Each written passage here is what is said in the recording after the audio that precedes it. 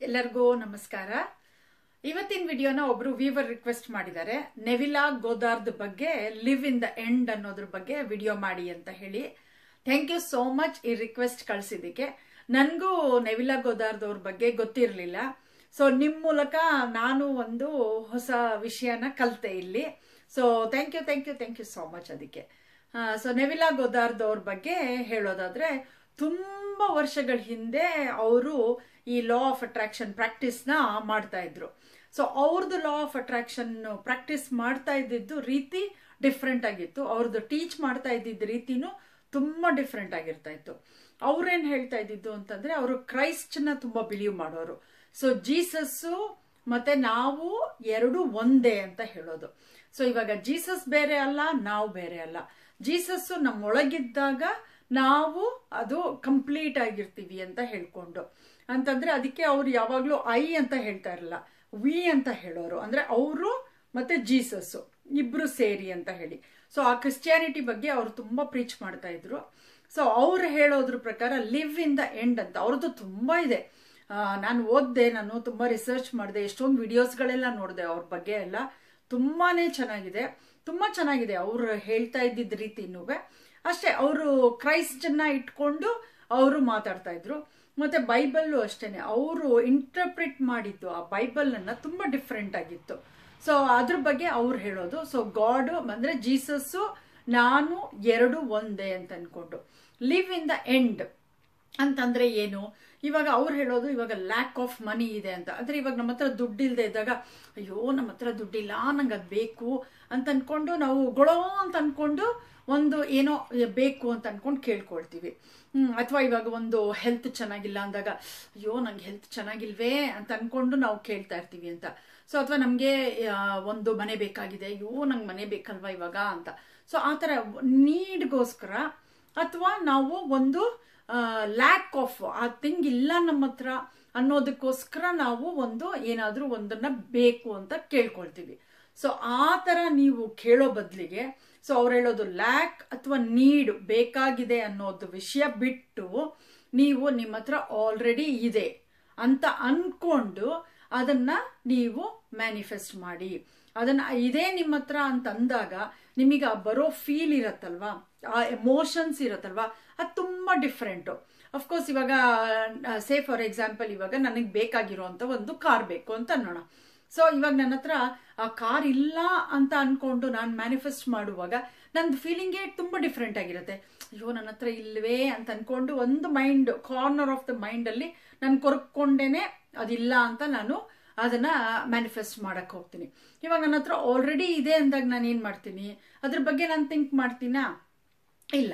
So ಅವಾಗ ನಂದು ಏನ್ ಎಮೋಷನ್ಸ್ ಇರುತ್ತೆ, ತುಂಬಾ ಖುಷಿ ಫೀಲಿಂಗ್ ಇರುತ್ತೆ. ಓ ನನ್ ಕಾರ್ ಇದೆ ಆಲ್ರೆಡಿ ಅಂತ ಅನ್ಕೊಂಡು. ಸೊ ಅವಾಗ ಆ ಫೀಲಿಂಗೇ ತುಂಬಾ ಡಿಫ್ರೆಂಟು. ಅಂದ್ರೆ ಒಂಥರ ಸ್ಯಾಟಿಸ್ಫೈಡ್ ಫೀಲಿಂಗು. ಆಮೇಲೆ ಆಲ್ರೆಡಿ ನಾನು ಅದನ್ನ ಪಡ್ಕೊಂಡ್ ಬಿಟ್ಟಿದ್ದೀನಿ ಅನ್ನೋ ಒಂದು ಖುಷಿ ಫೀಲಿಂಗು. ಸೊ ಆ ಫೀಲಿಂಗ್ ಇಟ್ಕೊಂಡು ನಾವು ಮ್ಯಾನಿಫೆಸ್ಟ್ ಮಾಡಬೇಕು ಅಂತ ಹೇಳೋದು ಲಿವ್ ಇನ್ ದ ಎಂಡ್ ಅಂತ ಹೇಳಿ.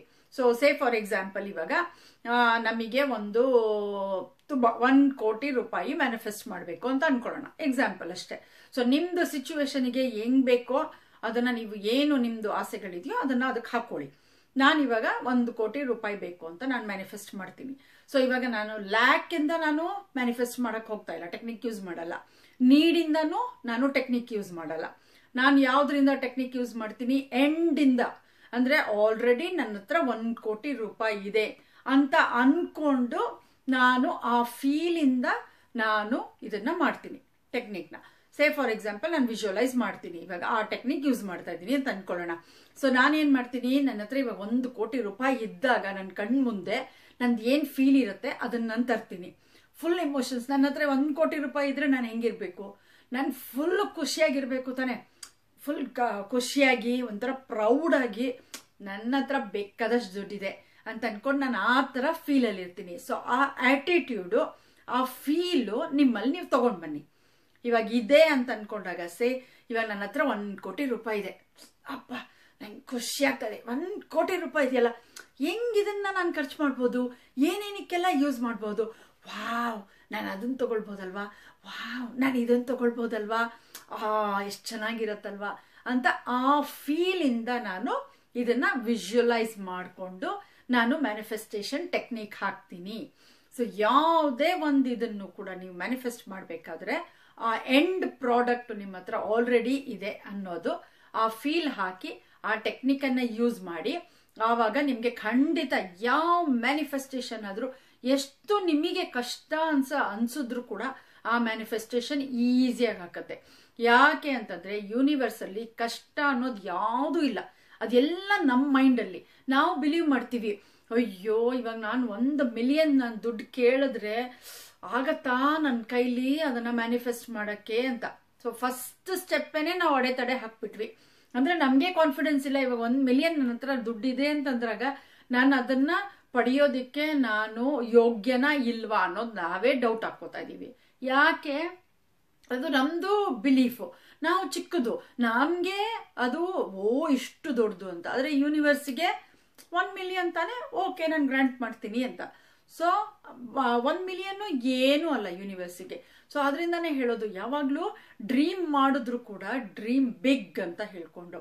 ಸೊ ನಾವು ತುಂಬಾನೇ ಬಿಗ್ ಡ್ರೀಮ್ಸ್ ಇಟ್ಕೊಂಡ್ರೇನೆ, ನಮ್ ಗೋಲ್ಸ್ ಆ ತರ ಇಟ್ಕೊಂಡ್ರೇನೆ ನಾವು ಮ್ಯಾನಿಫೆಸ್ಟ್ ಮಾಡೋದಿಕ್ಕೆ ಆಗೋದು ಅದನ್ನೆಲ್ಲ. ಸೊ ಅವಾಗ ನಮ್ಮಲ್ಲಿ ನಮ್ಗೆ ಬಿಲೀಫ್ ಇರಬೇಕು. ನಾವೇನೇ ಇದಿಷ್ಟು ದೊಡ್ಡದು, ಇಷ್ಟು ಕಷ್ಟದ್ದು, ನನ್ನ ಕೈಲಿ ಮಾಡಕ್ಕಾಗಲ್ಲ ಅಂತ ಅನ್ಕೊಂಡು ನಾವ್ ಯಾವಾಗ ಲ್ಯಾಕ್ ಮಾಡಕ್ಕೂ ಶುರು ಮಾಡ್ಬಿಡ್ತೀವಿ, ಅವಾಗ ನಾವ್ ಯಾವ ಟೆಕ್ನಿಕ್ ಯೂಸ್ ಮಾಡಿದ್ರು ಏನ್ ಮಾಡಿದ್ರು ಕೂಡ ಅದಾಗಲ್ಲ. ಅವಾಗ ನಾವೇ ಹೇಳ್ತೀವಿ, ಅಯ್ಯೋ ಇದೆಲ್ಲ ಸುಳ್ಳು, ಏನೂ ಆಗ್ಲಿಲ್ಲ, ನಾನು ಅದನ್ನ ಮಾಡದ್ನ ಎಲ್ಲಾಯ್ತು ಅಂತ. ಬಟ್ ನೀವೇನ್ ಮಾಡಿದ್ರಿ? ನೀವು ಫುಲ್ ಬಿಲೀಫ್ ಇಂದ ಮಾಡಿದ್ರ? ಸುಮ್ನೆ ನಿಮ್ ಮನ್ಸಲ್ಲಿ ಇತ್ತ ನಿಮಗೆ ನಾನು ಅದನ್ನ ಪಡಿತೀನಿ ಅಂತ ಏನ್ ಅನ್ಕೊಂಡ್ರಿ? ಅಯ್ಯೋ ಅದೆಲ್ಲ ಆಗಲ್ಲ ಬಿಡು, ಅದೆಲ್ಲ ಏನು ಆಗೋದೇ ಇಲ್ಲ, ಅಷ್ಟು ದೊಡ್ಡದು, ಅದೆಲ್ಲ ಇಲ್ಲಿಂದ ಸಿಕ್ಕತ್ತೆ ನಮ್ಗೆಲ್ಲ ಅವೆಲ್ಲ ಯೋಗ್ಯತೆನೇ ಇಲ್ಲ ಅಂತ. ಸೊ ನಿಮಗ್ ನೀವೇನೆ ಇಲ್ಲ ಅಂತ ಅನ್ಕೊಳ್ಳೋದನ್ನ ನೀವು ನೆಗೆಟಿವ್ ಅನ್ನ ನಿಮ್ಮ ಸಬ್ ಕಾನ್ಶಿಯಸ್ ಮೈಂಡ್ಗೆ ತುಂಬಿಟ್ಟಿದ್ದೀರಾ. ಸೊ ಅವಾಗ ಬರ್ತೀನಿ ಅಂತಂದ್ರು ನೀವು ಬಾಗ್ಲೇ ತೆಗಿತಾ ಇಲ್ಲ. ಲಕ್ಷ್ಮಿ ಬಂದ್ ನಿಂತ್ಕೊಂಡ್ಬಿಟ್ಟಿದ್ದಾಳೆ ನಿಮ್ ಮನೆ ಮುಂದೆ, ಬಾಗಲ್ ತೆಗಿಯಮ್ಮ ಬರ್ತೀನಿ ಅಂತ ತಟ್ಟತಾನೂ ಇದ್ದಾಳೆ. ಆದ್ರೆ ಏನ್ ಮಾಡ್ತಾ ಇದ್ದೀರಾ ನೀವು? ಬಾಗ್ಲು ತೆಗಿತಾನೆ ಇಲ್ಲ. ಅಯ್ಯೋ ಅದೆಲ್ಲ ಲಕ್ಷ್ಮಿ ಅಲ್ಲ, ಏನೂ ಅಲ್ಲ, ಸುಮ್ನೆ ಯಾರೋ ಬಂದಿರ್ತಾರೆ, ನಾನ್ ತೆಗಿಯಲ್ಲಪ್ಪ ಬಾಗ್ಲು ಅಂತ ಹೇಳ್ಕೊಂಡು ಮುಚ್ಕೊಂಡ್ಬಿಟ್ಟಿದ್ದೀರಾ. ಸೊ ಹಂಗ್ ಮಾಡ್ಬೇಡಿ ನೀವು, ಓಕೆನಾ? ಓಪನ್ ಮಾಡಿ ಡೋರ್ನ, ಓಪನ್ ಮೈಂಡೆಡ್ ಇಟ್ಕೊಳ್ಳಿ. So live in the end. Already ನಿಮ್ಮ ಹತ್ರ ಪ್ರಾಡಕ್ಟ್ ಇದೆ ಅಂತ ಅನ್ಕೊಂಡು ಆ ಫೀಲ್ ಇಂದ ನಿಮ್ ಸಬ್ ಕಾನ್ಶಿಯಸ್ ಮೈಂಡಿಗೆ ನೀವು ತುಂಬಬೇಕು. ಅಫ್ಕೋರ್ಸ್ ನನ್ನ ಹತ್ರ ಇದೆ, ನಂಗೆ ಮಾಡಕ್ಕಾಗತ್ತೆ, ಇದನ್ನ ನಾನು ಮಾಡ್ತೀನಿ, ನಾನು ಆಲ್ರೆಡಿ ಮಾಡ್ಬಿಟ್ಟಿದ್ದೀನಿ, ಅಚೀವ್ ಮಾಡ್ಬಿಟ್ಟಿದ್ದೀನಿ ಅಂತ ಅನ್ಕೊಂಡು. ಸೊ ಆ ಫೀಲ್ ಇಂದ ನೀವು ಮ್ಯಾನಿಫೆಸ್ಟೇಷನ್ ಯಾವ್ದು ಬೇಕಾದ್ರೂ ಮಾಡ್ಬೋದು. So live in the end, dwell in the end ಅಂತ ಅಂದ್ರೆ ನೀವು ಅದ್ರೊಳಗಡೆ ಮುಳುಗೋಗ್ಬಿಡ್ಬೇಕು. ಇವಾಗ ನಂದು 1 ಕೋಟಿ ರೂಪಾಯಲ್ಲಿ ನಾನು ಮುಳುಗೋಗ್ಬಿಟ್ಟಿದ್ದೀನಿ. ಸೊ ಅದು ಫೀಲು ಬರಬೇಕು ನೋಡಿ, ಆವಾಗಿರೋದು. ಆವಾಗ ನೀವು ಏನ್ ಮ್ಯಾನಿಫೆಸ್ಟ್ ಮಾಡಬೇಕು ಅನ್ಕೊಂಡಿರ್ತೀರೋ ಅದು ಹಾಗೇ ಆಗತ್ತೆ ಅಂತ. ಸೊ ನೆವಿಲಾ ಗೋದಾರ್ದ್ ಅವರು ಟೆಕ್ನಿಕ್ಗಳಲ್ಲಿ ಎಲ್ಲಾನು ಅಷ್ಟೇನೆ. ಅವ್ರು ಹೇಳೋದು ನಾನು ಮತ್ತೆ ಜೀಸಸ್ ಒಂದೇ. ಸೊ ನಮ್ಮ ಕೈಯಲ್ಲಿ ಮಾಡಕ್ಕಾಗದೆ ಇರೋಂಥದ್ದು ಏನೂ ಇಲ್ಲ ಅಂತ ಅನ್ಕೊಂಡು. ಸೊ ಅವ್ರು ಪ್ರೀಚ್ ಮಾಡೋದು ಆ ರೀತಿನಲ್ಲೇ. ಸೊ ನೀವೆಲ್ಲರೂ ಇದು ಲಿವ್ ಇನ್ ದ ಎಂಡ್ ಇಂದು ಟ್ರೈ ಮಾಡಿ. ಸೊ ಆವಾಗ ನೀವು ನೋಡ್ತೀರಾ ನಿಮ್ದು ಲೈಫ್ ಹೆಂಗೆ ಚೇಂಜ್ ಆಗತ್ತೆ ಅಂತ ಅನ್ಕೊಂಡು. ಅದೇ ನಮ್ದು ಒಂದು ಆಟಿಟ್ಯೂಡು, ನಮ್ ಥಿಂಕಿಂಗ್ ಆಫ್ ಮೈಂಡ್ ನಾವ್ ಯಾವಾಗ ಚೇಂಜ್ ಮಾಡ್ಕೊಳ್ತೀವಿ, ಯಾವಾಗ ಎಲ್ಲಾನು ನಾವು ಪಾಸಿಟಿವ್ ಆಗಿ ನೋಡ್ತೀವಿ, ಆವಾಗ ಏನ್ ಬೇಕಾದ್ರೂ ನಾವು ಅಚೀವ್ ಮಾಡ್ಬೋದು ನಮ್ಮ ಲೈಫಲ್ಲಿ ಅಂತ ಅನ್ನೋದು ತುಂಬಾ ನಾವು ಇಂಪಾರ್ಟೆಂಟ್. ಆ ಲೈಫ್ ಪಾಠನ ನಾವು ಕಲಿಬೇಕು. ಎಲ್ಲಾದ್ರಲ್ಲೂ ಒಳ್ಳೇದನ್ನ ನೋಡ್ಬೇಕು, ಎಲ್ಲಾದ್ರಲ್ಲೂ ಒಳ್ಳೇದನ್ನ ಥಿಂಕ್ ಮಾಡ್ಬೇಕು. ಆವಾಗ ನಾವು ನಮ್ಮ ಮೈಂಡ್ ಅನ್ನ ನಾವು ಕಾಮ್ ಆಗಿ ಕ್ಲಿಯರ್ ಆಗಿ ಇಟ್ಕೊಳ್ತೀವಿ. ಕ್ಲಿಯರ್ ಆಗಿ ಥಿಂಕ್ ಮಾಡಕ್ಕೆ ನಮ್ಗೆ ಈಸಿ ಆಗತ್ತೆ. ಅವಾಗ ತುಂಬಾ ಬಿಗ್ ಆಗಿರೋ ಡ್ರೀಮ್ ಕೂಡ ಅದು ಸ್ಮಾಲ್ ಆಗಿ ಅನ್ಸುತ್ತೆ. ಆಮೇಲೆ ನಾವು ಅದನ್ನ ಖಂಡಿತ ಮ್ಯಾನಿಫೆಸ್ಟ್ ಮಾಡೋಕೆ ಈಸಿ ಆಗತ್ತೆ. ಸೊ ಎಲ್ಲರೂ ಟ್ರೈ ಮಾಡಿ ಈ ಮೆಥಡ್ ಅನ್ನ.